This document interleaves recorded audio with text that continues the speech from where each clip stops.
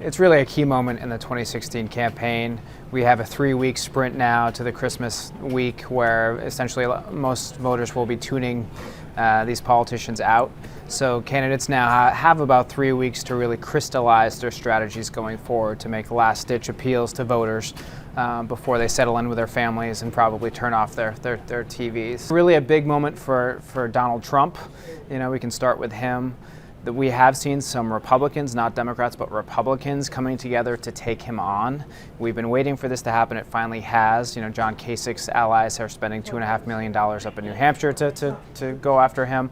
We're also seeing some Republican operatives here in Washington, you know, pooling their resources to take him on as well. Most Republicans who I talk to in Washington are still deeply concerned about Donald Trump.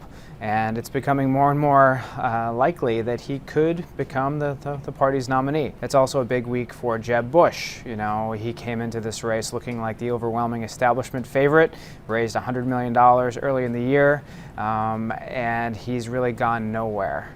You know, he's still mired in, you know, mid-single digits in the polls. His campaign has set this end of November self-imposed deadline to start showing some progress.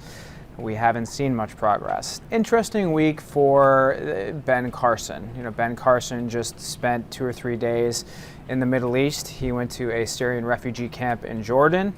Carson's really struggled recently to demonstrate a fluency in foreign policy and international affairs. This has emerged, obviously, as a key issue in the 2016 campaign.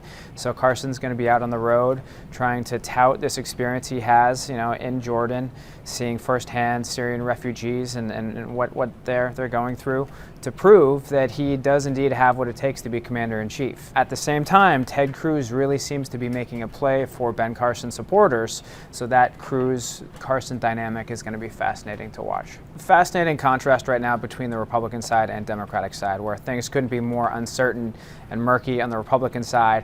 It's more or less the opposite on the Democratic side, where Hillary Clinton, yes, she continues to face a challenge from Bernie Sanders, but Hillary really is focused looking ahead, has a much clearer and cleaner path to her nomination.